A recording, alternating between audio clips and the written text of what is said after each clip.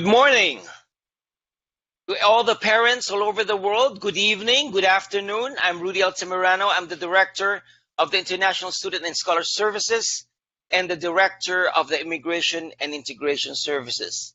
On behalf of the University of Pennsylvania, our faculty, our staff, and students, we are welcoming you to Forerunner Global. This is day 5, and this is our first day to interact with parents all over the world. We are very pleased to have with us a group of great colleagues from the university who are assuming the roles that are very important and critical in serving your children. And we also have one parent joining us to share her wisdom with regard to being a parent in the University of Pennsylvania. So let me introduce to you the colleagues who will be joining us today. We will start with Kathleen Anderson, who is the Executive Director of Operations and Chief of Staff from the Penn Division of Public Safety. Kathleen joined the Division of Public Safety in 2012 as the Director of Operations and External Affairs after 5 years as a Philadelphia Assistant District Attorney. Kathleen, say hi to our parents and our students who's joining us for this morning and this evening or this afternoon, wherever they are. Good morning from Philadelphia, everyone. I'm so happy to be here and ready to welcome you, your students, your children, and to the University of Pennsylvania. We're here to take care of them. Thank you, Kathleen. The next one is Erica Gross. Erica is a Chief Operating Officer for Wellness Services from the Office of the Office of the Provost. Erica has a 25-year professional history at Penn. Since 2011, she has served as the Director of Finance, Administration, and Risk Management at Student Health Services. From 1993 to 2011, she held positions of increasing responsibility as the Office of Risk Management, culminating as Director of International Risk Management. Erica, say hi to our parents. Good morning. It's so nice to see all of you. Thank you for spending your time with us today. We are really excited to hear from you and help give you more information about the University of Pennsylvania and what we are hoping to provide for an amazing experience for your students. Thanks, Erica. Our next panelist is Patrick Kalili. Patrick is the Director of Residential Services, University of Pennsylvania. Patrick has been with Penn since February of 2019. Prior to his role at Penn, he served as the Executive Director of Residential Services for close to a decade at Georgetown University. Patrick, say hi to our parents. Good morning, good afternoon, good evening. I'm pleased to speak with you today. Thanks, Patrick. Our next speaker is Dr. Anita Mastriani. Anita is Associate Vice Provost for Graduate Education here in the university. Anita's worked for the University of Pennsylvania for over 25 years. And as Associate Vice Provost, Anita oversees academic policies related to graduate education, as well as graduate student life resources, including the Graduate Student Center and the Family Resource Center. Anita, say hi to our parents. Hello, everyone. I'm so happy to talk to you today and let you know about all the ways we support our graduate and professional students at the University of Pennsylvania. Thanks, Anita. Our next speaker is Dr. Gary Purpura. Gary is the Executive Director for Education and Academic Planning, Office of the Provost. Gary is a Lecturer Assistant Dean of the College of Arts and Sciences in the Philosophy Department and earned his PhD from the University of Pennsylvania. Say hello, Gary, to our parents this morning, this evening, this afternoon. Thank you. Hello, everyone. I'm really happy to be here with you today and look forward to talking with you about what we have planned for your students during the upcoming year. Thank you, Gary. Elaine Varas is next. Elaine is our Senior University Director of Financial Aid, Student Registration and Financial Services. Elaine joined the Penn community in March of 2016 as Senior University Director of Financial Aid in the Office of Student Registration and Financial Services, and brings with her more than 30 years experience in the field of financial aid. Elaine, say hi to our parents. Kalimera, which is Greek for good day to all. I am very much to sharing with you information about financial aid and alleviating any stress or concerns you may have about financing your child's education. Thanks, Elaine. Good morning again. And of course, the only parent in the panel, but very important, Pamela Boulay. Pamela is the co-founder of Alma Mater Europe, an education consultancy company based in Paris with offices in the south of France, Rio, and Sao Paulo.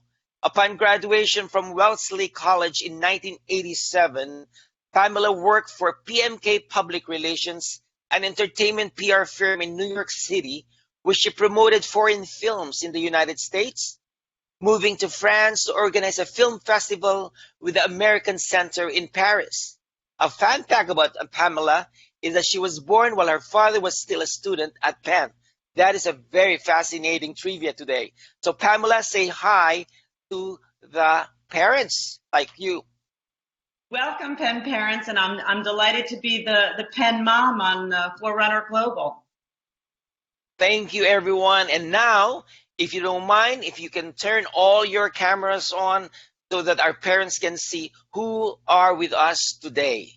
I will explain the format of today's Forerunner Global Day 5. I will be asking questions to all the panelists. I'll direct it to you, direct the question to you. I'll call in your name. After this, we'll be calling our offsite correspondents to ask specific questions, and I will make sure that that goes to the right person for today. Parents, please use our Q&A portal. Put your questions there. We'll be more than glad to, we'll do our best to answer your questions because we have a great group of panelists today. We are very excited. Thank you again. Good morning for joining us. The first person who will be answering the question goes to Erica. Erica Groves, this is for you. Okay. The university has been working hard to prepare to bring students back safely. And I know that for a fact because we partner with your office closely. We just had a Zoom meeting the other day. Can you tell us a bit about the university's work and preparation for the coming academic year with regard to health and wellness?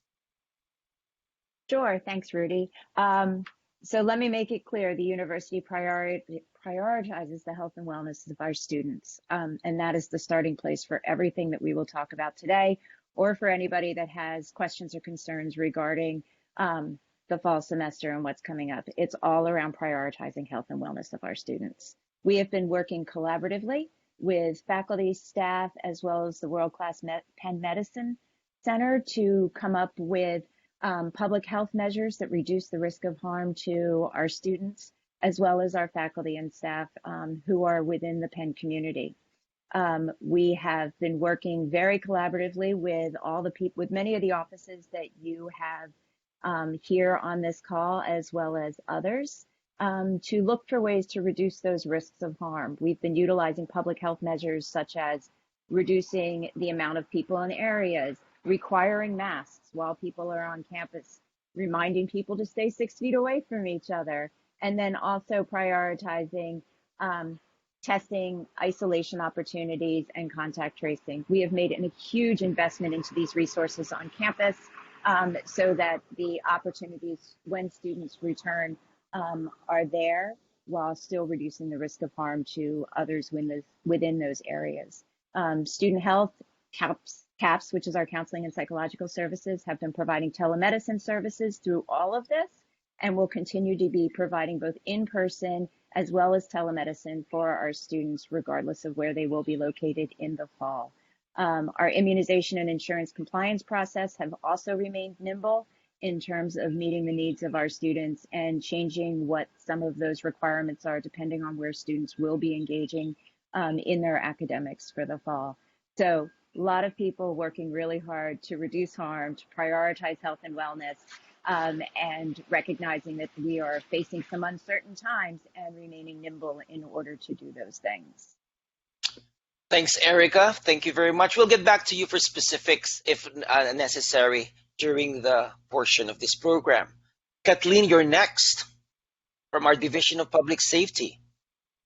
Can you comment on how Penn has been top rated for the past 13 years in safety amongst higher education institutions in the U.S.? I know because I'm part of your advisory board, and I've seen that our Vice President for Public Safety has been announcing for the 13th year, we have won again the number one across the United States in being one of the safest campuses, United States wide.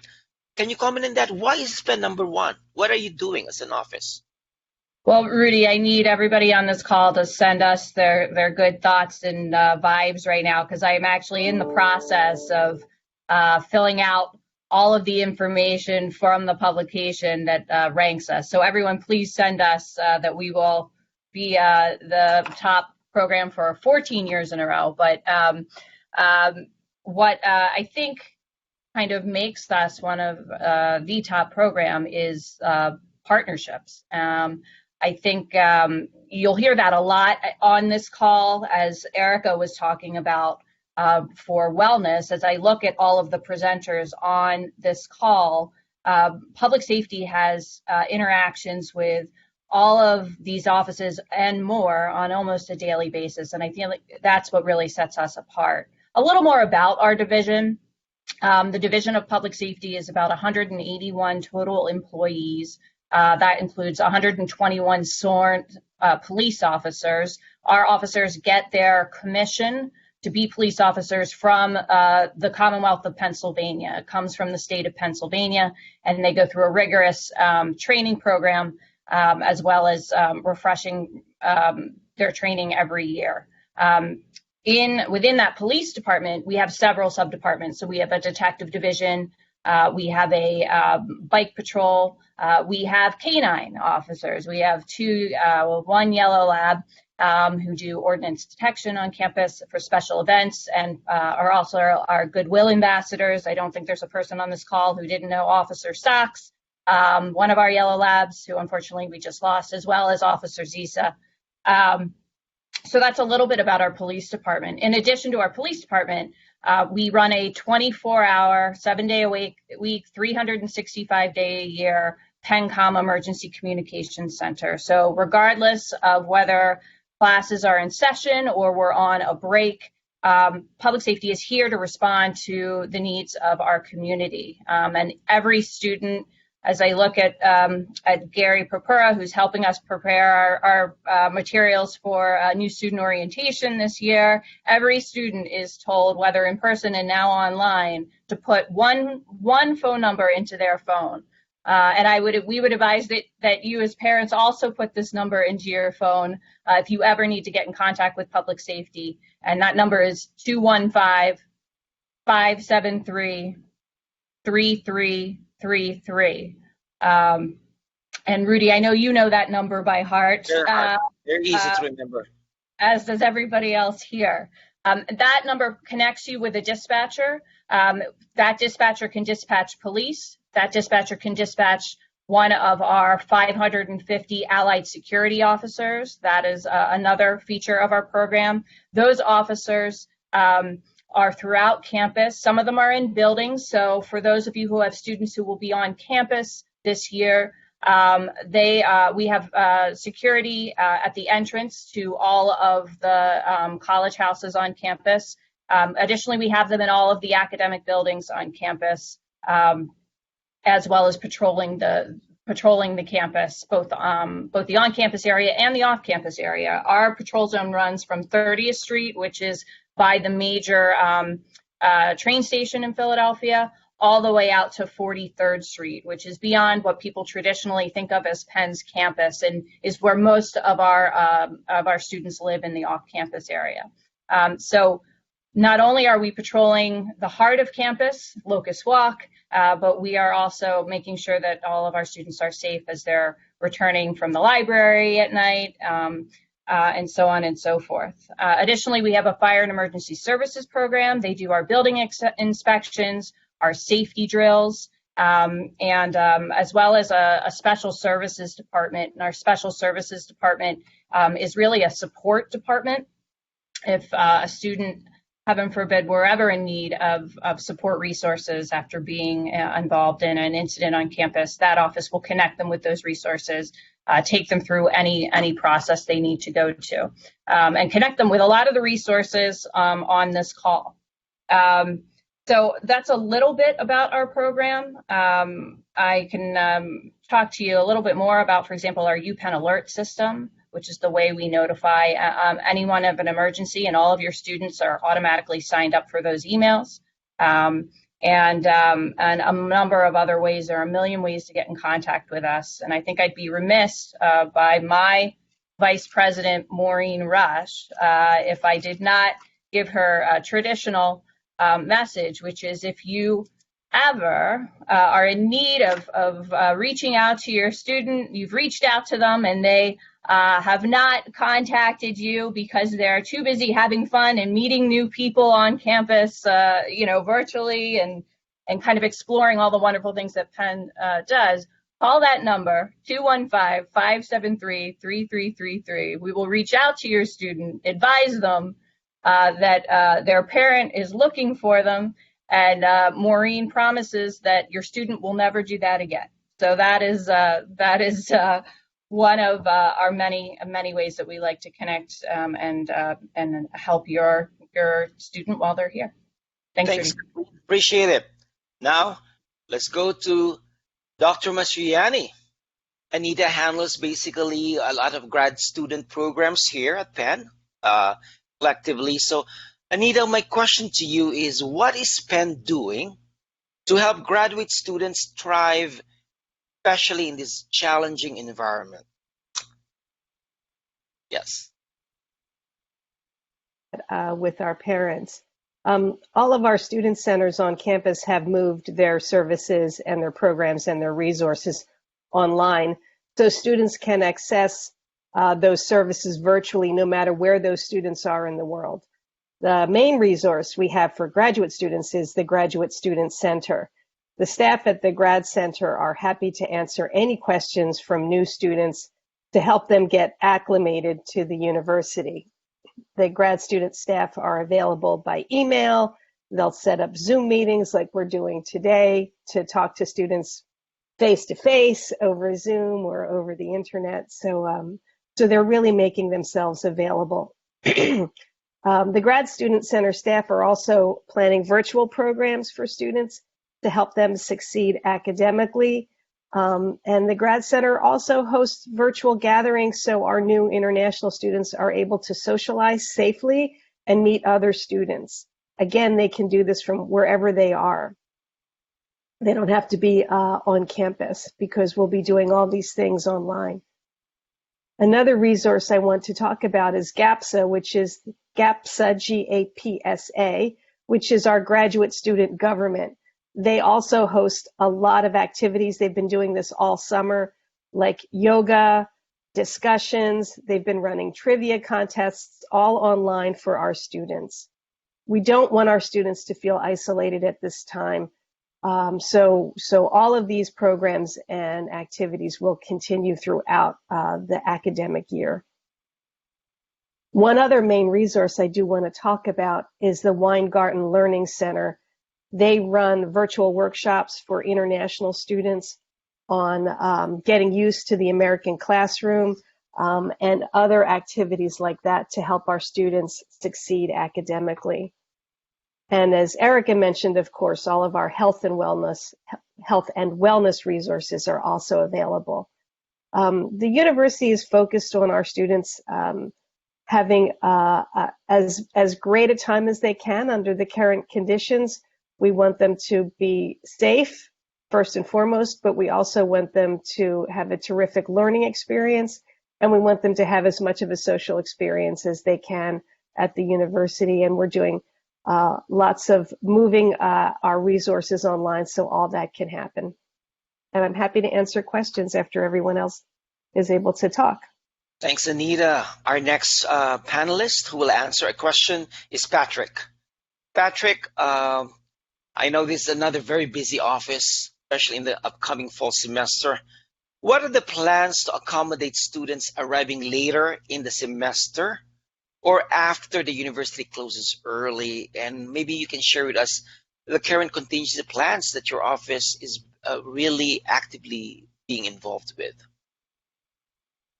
Thank you. Yes, so we have been planning for quite some time now, planning for the fall semester, working with partners across campus, including Student Health, and our partners in CHAS, which are the College House Academic Services Department that provide a lot of the academic and social resource and connection for our students who live on campus, in terms of how do we make a good experience for a good, safe experience for our students when they return in the fall. And that includes all students will have a single bedroom, no more than 6 students will share a bathroom.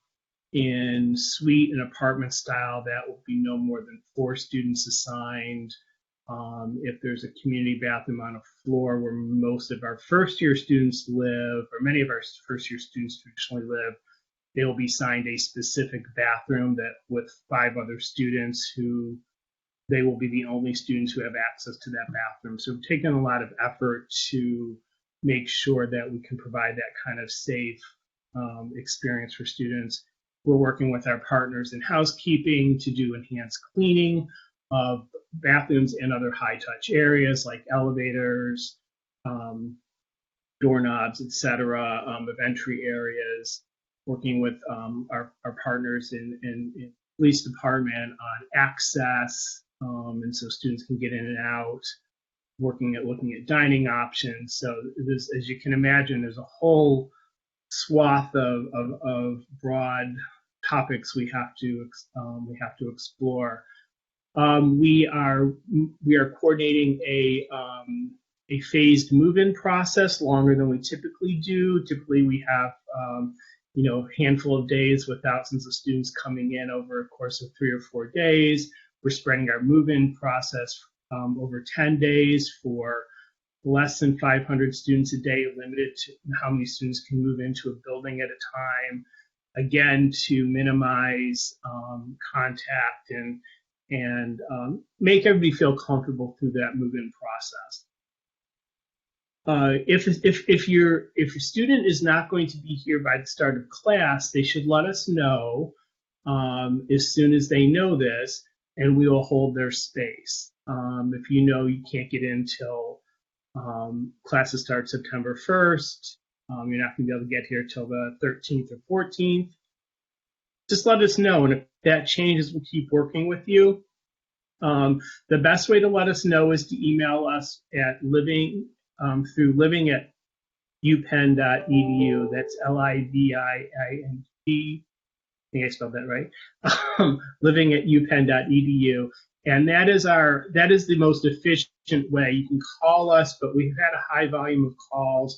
We certainly have a high volume of emails, but we have many groups of people responding to emails. So we're trying to get back to people within 24 to 48 hours. But let us know and we'll keep working with you. We are still working on plans for what spring semester will look like. So we don't really have all that laid out yet, but as we know more, we'll certainly be sharing that. Thanks, Patrick. Okay, Dr. Purpura, you're next. What kind of support will undergraduates receive in a hybrid environment? Great. Yeah, thanks, Rudy. So I just want to emphasize for everyone that the full range of support resources will be available for your students. As Anita mentioned, a lot of these resources will be available online, and they have already been being offered online through the summer, and we anticipate that happening again into the fall. So I'll talk a little bit about some specific resources that I hope you encourage your students to take advantage of.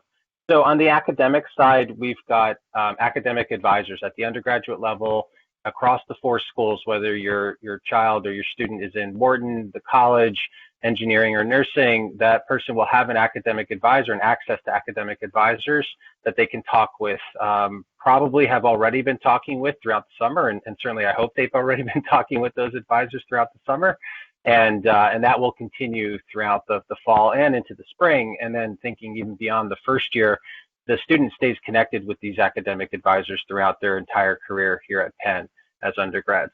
And as I mentioned, most of this, if not all of it, will be done online. So there's no worries if your student is not able to get to campus either on time or even at all for the fall semester.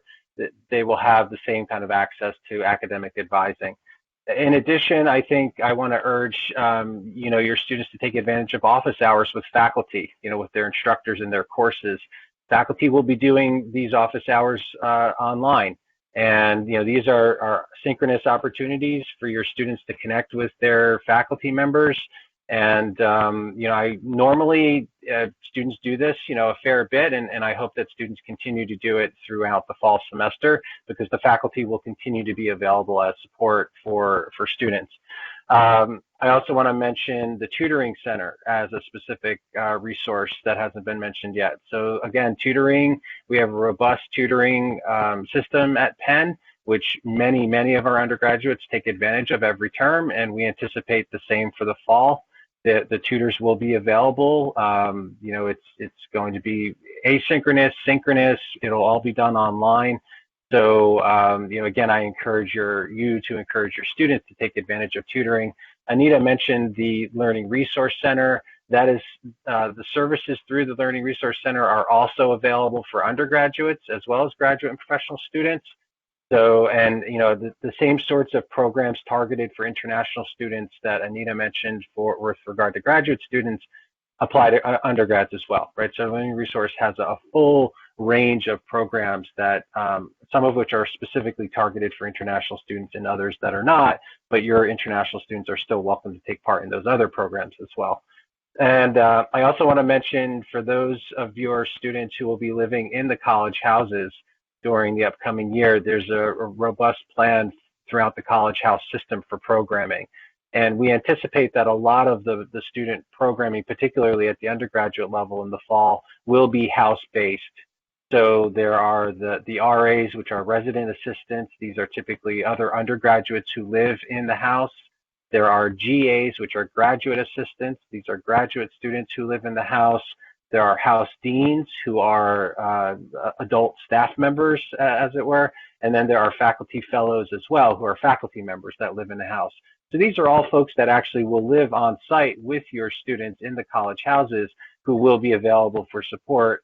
And we anticipate that in the college house system, there may be some opportunities for in-person, face-to-face kinds of programs, smaller numbers of students in spaces. We will, as Erica mentioned, the health and the safety, the wellness are the top priorities. So we will always maintain proper distancing and facial coverings and all of the public health guidelines. But all of that said, we do anticipate perhaps some opportunities for in-person within the college houses. So, we always have robust programming throughout our college house system every year. I think during the upcoming year, this will be of particular importance for those students who are living on campus. The final thing I wanted to mention is the new student orientation period. So as Pat mentioned, there's an extended move-in period this year of the 10 days. We are also having an extended NSO, or new student orientation period, for the undergraduates as well. It won't quite span the 10 days, but we have a lot of programming that's planned for the students. It will all be available online, either synchronously or asynchronously, so there's no worries if your students are not actually coming to campus or coming late to campus for the fall. They will still be able to participate in NSO, and the new student orientation period is typically a really great time for students to meet each other, right? And that's where a lot of students really come into first contact with their peers. So that will happen again in the fall, despite the move to online. The only other thing I want to mention, I'm sorry, Rudy, just to emphasize the health and the wellness and the CAPS, all of those services will remain available for your students. Thank you, Gary. Sure Okay, Elaine, this is for you. What kinds of services and support are available for international students in SFRS, Student Financial Registration Services, especially, again, in these difficult times, during these difficult times? Thank you, Rudy. As you've heard from all of our peers here, there are obviously all of our services are still and continue to be available remotely. We are continuing to have online counseling. We're continuing to have online conversations, whether they be remote video, phone, or email. And that will be something that we continue to create a robust platform on. But I wanted to share with everyone here some of the additional services that we are providing. And again, all of these are remote. So the Financial Aid Office will provide unique services and individual services to undergraduate students. So we have a specialized group of undergraduate counselors who will speak and work with your student if they are an undergraduate student. We will do the same thing for graduate students. So we have a graduate team. Graduate team will actually help and provide unique services for graduate students. And we partner very closely with Anita, as you heard, many of the programs that she has available, so we can make sure to give students the full picture as it relates to a graduate student. We also have specialized counselors for highly aided students, students who have been identified as needing a large amount of funding to support their education and have unique needs. And those counselors are working with our highly aided group on a regular basis. And if your student is a highly aided student, we have already reached out to you and your student to let you know that and to let you know what the unique services are for those students. And we have a very robust website which provides details specifically on international students who are identified as highly aided and what kinds of support will we be offering. We are also doing some workshops for our schools individually. So we're providing workshops to students by their school. So whether it be undergraduate or graduate, having an opportunity to just talk with the individual students at an individual school also helps us to customize the kinds of support that we're offering and to customize the questions. We're very fortunate to now have a very robust financial wellness program. That financial wellness program really is providing workshops on budgeting, how to manage money, and just basic understanding of how finances work. Whether domestic or international, there's always a need to better understand how to manage the funding that a student is receiving and to better budget it through the academic year. But I wanted to also focus in on some unique services that we've put in place for our international students during this, terrible and very challenging times. And one of the things that we, of course, have recognized that's unique for international students is the changes and the constant changes in the exchange rate. And what we have tried to make sure that we understand is, as we review students' files, that we are as current as possible on the exchange rate and that we're processing and assessing the student's need to the best ability and to the best calculation possible. So we're getting weekly updates on those exchange rates by country so that we can be sure that we are assessing your need appropriately and taking into consideration the things that are changing on a rapid basis. We're also assessing on a regular basis the cost of living. So we get a cost of living table that gives us a sense of the coefficient that we should be using based on the country that you're living. And again, we are getting that updated from outside sources on a regular basis as well. So you can be assured as we're reviewing your and your student's file for need, we're taking into account many of those unique situations, unique costs by country. We're also working very closely, I'm very pleased with Rudy and ISSS, to recognize that we want to be creating workshops, and we have begun to create workshops that are unique for international students throughout the academic year.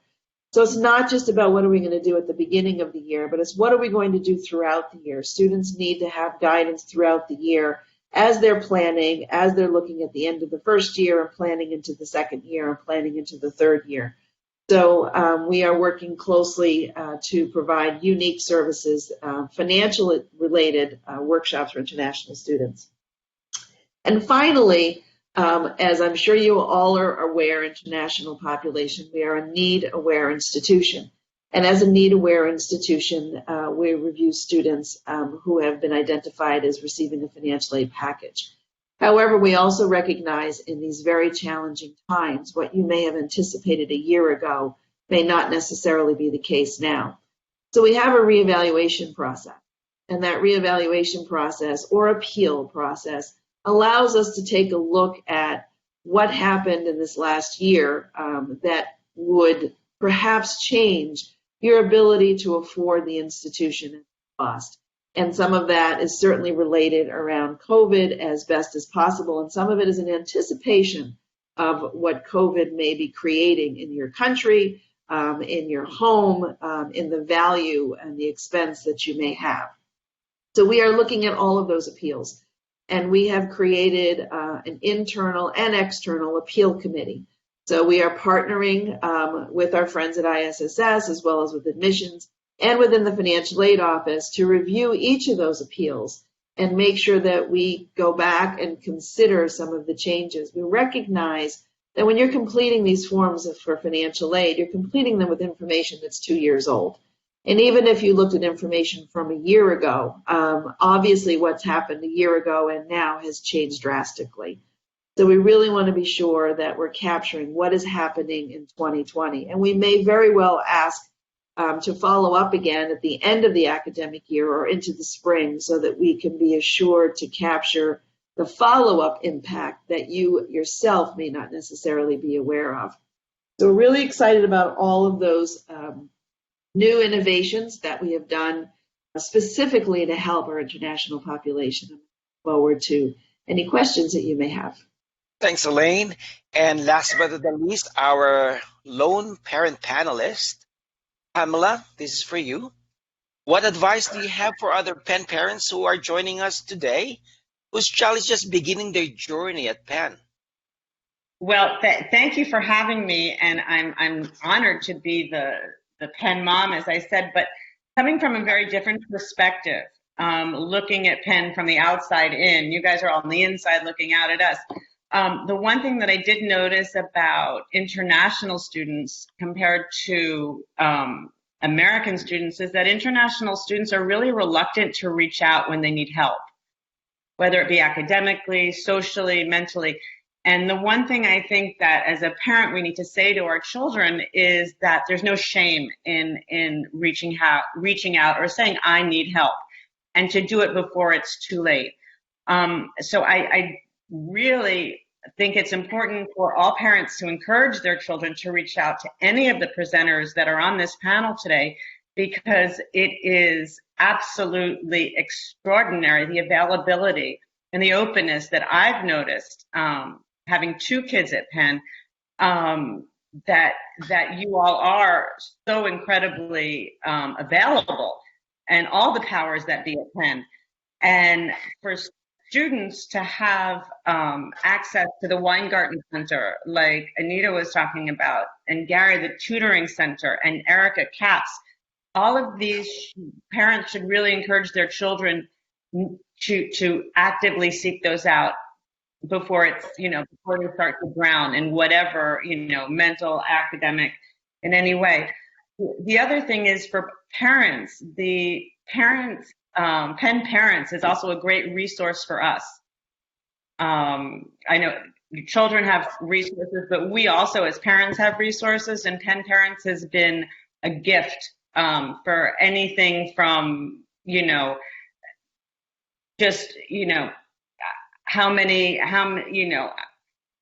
restaurant advice to how do I get in touch with my student academic advice.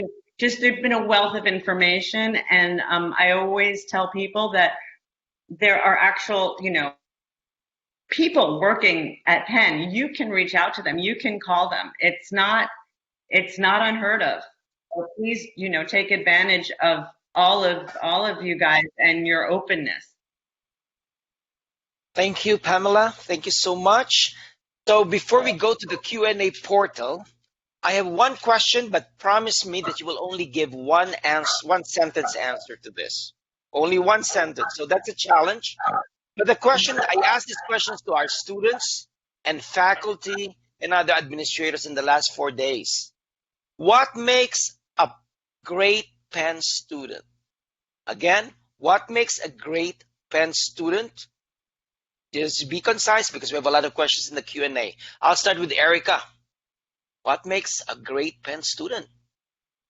A great Penn student are people that are nimble, that are open-minded, and can look at the situations that they are presented with in order to find the solutions that fit best for themselves. Thanks, Erica. Next one is Kathleen. What makes a Penn great student? I'll say it in one word, Rudy: curiosity. Penn students are curious. They're just naturally curious, and to echo what Erica said, they seek out solutions and information, and I think if they follow that throughout their academics and other areas of Penn, they'll certainly be successful. Thanks. Anita, you're next. Kathleen stole a bit of what I was going to say. I think a really great Penn student asks questions when they're not sure of answers, and they're not embarrassed to do that. Thank you. Patrick. Many of mine were taken, so I'm going to go with learns and understands how to self-advocate. Starts making that next step to adulthood to be advocating on their own behalf. Thank you. Gary. So I certainly echo everything everyone said, but I would just add that a great Penn student from an academic perspective is daring. So look into things that are unfamiliar, connect with people that are unfamiliar, connect with subjects that are unfamiliar, take advantage of the full range that we have to offer. Thank you. Elaine. I think I'd piggyback what Gary just said. My word was involved. I think that students who continue to get involved in all sorts of activities that are available, both academic and social and globally, really make a well-rounded Penn student. Thank you. And Pamela. They're bold, they're collaborative, they're supportive, and I think they understand that even after they graduate, Penn is the gift that keeps on giving. So parents, you have heard what our panelists have said. I think this is great words of wisdom. And so we are hoping that we will have your students add to the greatness of the university landscape soon. So let's now go to our correspondence from the Q&A portal. I'll start with Ryan. Ryan, can we ask one of our panelists one question from your side of the world? Sure. We have a question from a participant. How will health, housing, and security staff work together to enforce the Penn Compact? That is a very good question because it shows collaborativeness and partnership. So did you get it? Ryan, why don't you ask it one more time? Yes. How will health, housing, and security work together to enforce the Penn Compact? Okay, good. So if I may ask again the panelists, if you can be brief with your questions, because we have about 30 questions in the Q&A. So quickly. I might just jump in and get started on that one, Rudy, and then certainly Erica and others, chime in. So I would say that instead of thinking about it from a perspective of enforcement and specific offices or people at the university enforcing it, we actually think about the compact as a shared responsibility of all community members, whether it's students, staff, faculty, across all divisions, all levels, undergraduate, grad, professional. We're all responsible and accountable to each other, right? So these are sort of norms, these are expectations that we have for each other to keep ourselves safe. So we're all, meant to sort of remind each other, right? If you see someone without a facial covering. In a college house, we're expecting the RAs, the resident assistants, the GAs, the other members of the house to say, hey, did you forget your mask? Here's an extra one. Those kinds of reminders. This is how we're really thinking about the compact, and certainly for around the world and the United States, this is, these are the kinds of expectations that we're kind of living with. So, I think just initially, I would say that's how we're approaching it. I don't know if Erica, anyone that wants to amplify anything there, But very well done. Very well said. Any Yeah, additional things? Yeah, go for it. I'll just be briefly because Yeah. Gary did a great job on answering that question. But it's really about infusing this environment of public health into all the work that we are doing and really level setting the expectations for the entire Penn community around these public health guidelines and the importance of all of them as we go into the fall semester. So it's just really highlighting the expectations that we're putting on each other to maintain these community norms in order to really address the health and wellness of our community. It's a big collaborative effort, and everybody working together is what will make it so successful. I think one thing that helps Penn succeed is our collaborative spirit. And I have experienced that so many years here at Penn. And I can assure you that Gary and Erica is right. Do you mind if we go to the next question so we can cover this? So Jackie, do you have a question from the Q&A portal? Yes, I do. So this next question comes from the parent portal. It says, how many graduate students usually stay on campus in general? With the uncertainty around the situation, will there be increased housing facilities for graduate students? Patrick, I think that's for you, if I may.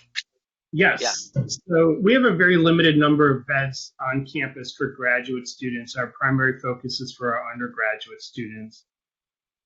So we can work with graduate students looking for off-campus housing through our off-campus services department, and we're happy to do so. We still have, we may have a few beds open still for graduate students on campus, but this year, in an attempt to have better physical space distancing and having one student per bedroom, we had to decrease the number of graduate beds on campus in order to accommodate our graduate students. Thank you, Patrick. Ryan, next question, please. Our next question is in regards to finances. Are there any workshops or any other support services regarding financial aid for graduate students, and what might be their options? I think Elaine alluded to this, but Elaine, if you don't mind sharing the upcoming workshops for grad students for financial literacy. Yes, absolutely. And as a matter of fact, I'm posting for Ryan the links of the website because I noticed that there are some questions about where you can find this information on our site. So I'm going to give you that information as well. But we have 12 modules that are unique and specific to graduate students.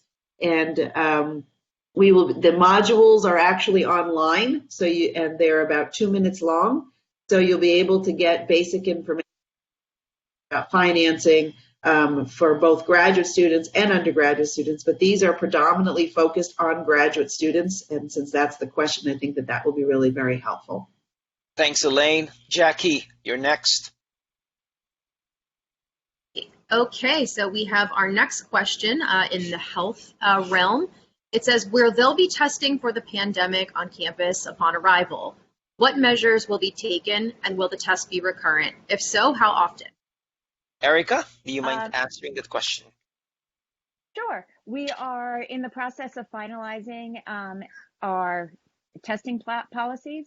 We will be doing testing of students upon arrival on campus. We will have a centralized testing site on campus, and we will also be doing both symptomatic and asymptomatic. So people who are sick and showing signs of illness, we'll be testing them, as well as those who are not, but may have come in close contact with people who have shown signs of illness. We're also going to be regularly doing surveillance testing, but more on that to come. But yes, rest assured, testing is in the works. Thank you, Erica. Ryan, another question from the Q&A. Yes, we do have one question about dining and how a student might be able to adjust their dining plan or cancel their dining plan if they won't be coming to campus for this fall. Patrick, do you mind answering that question? Certainly. Just email dining@upenn.edu with your question or cancellation, and they will help manage it from there. Thank you. Next, Jackie, another question, please. Okay, so we have another question related to academics. Do international students choosing to study the fall semester remotely online have to submit a form or otherwise inform the university about their plans? If so, how do they do this? Gary or Anita maybe? Whoever wants to take that. Sure, I can jump in. So we are developing what we're calling a learning from address for students who are, so that they'll be able to tell us where they're learning from for the fall semester, and then they'll be able to update that as well, as it gets changed. So there will be directions coming out soon about how to do this, but the students, I can just give you a bit of a preview. The students will be able to update their address information, including the learning from address, in the student system, the same system that they use to register for courses and to do a lot of their academic business at Penn.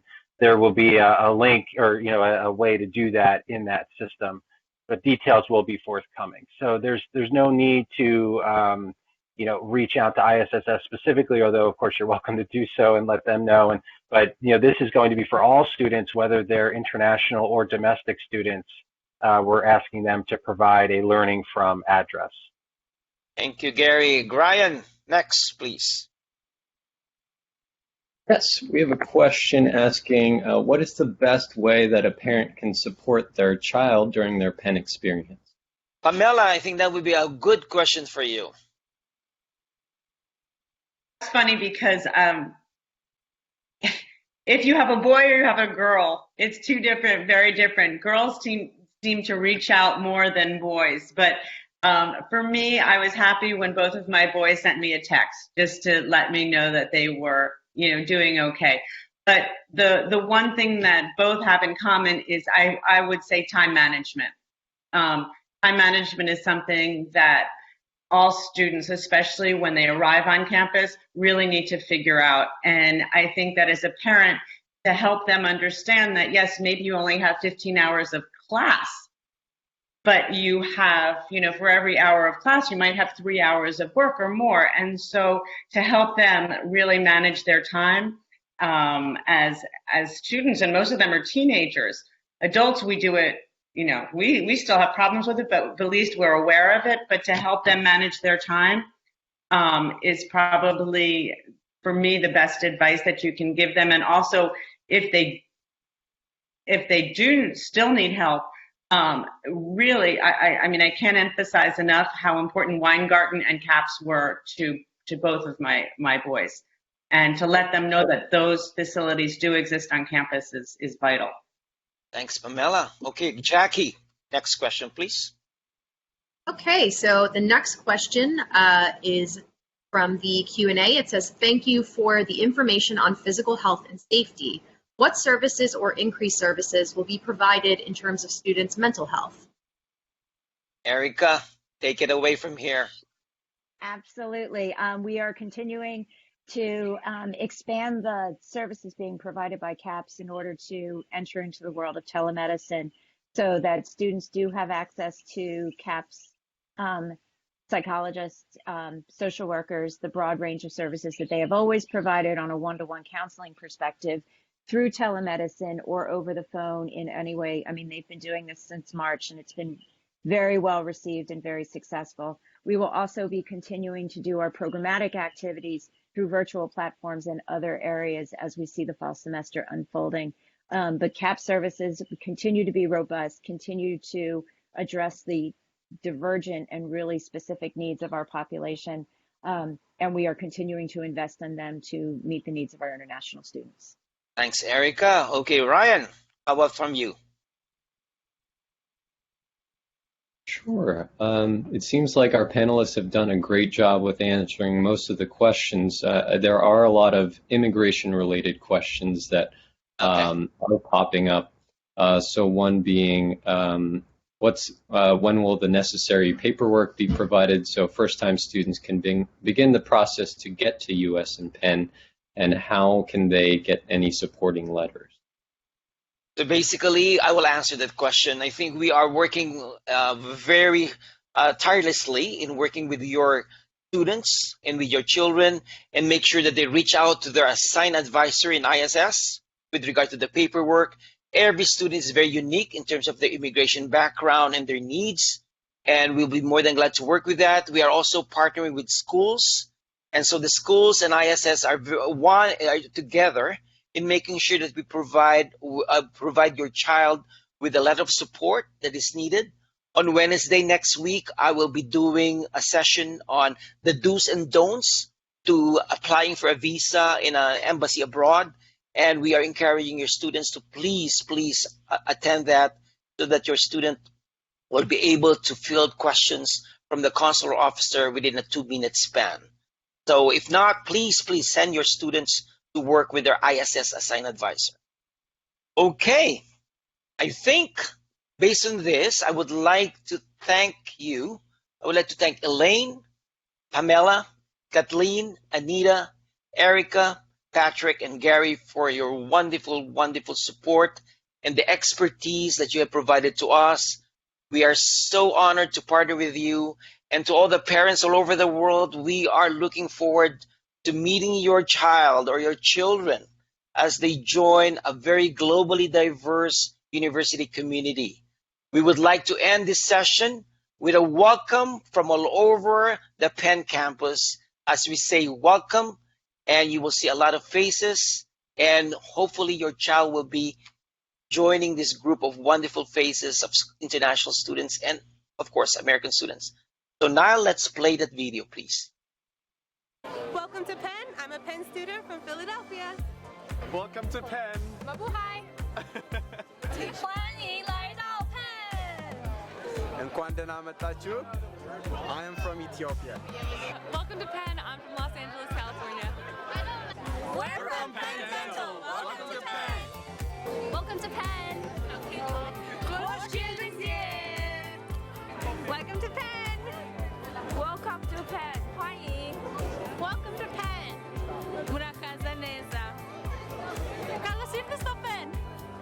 Welcome to Penn. We're so excited to welcome you home. Howdy, buddy. Welcome to Penn. मेरा नाम सैयद नौमान कादरी है और मैं शुक्रिया. The Kenyans at Penn want to tell you karibu sana.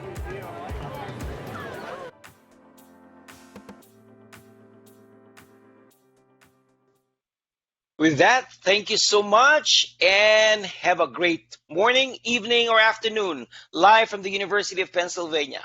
See you soon. Bye-bye.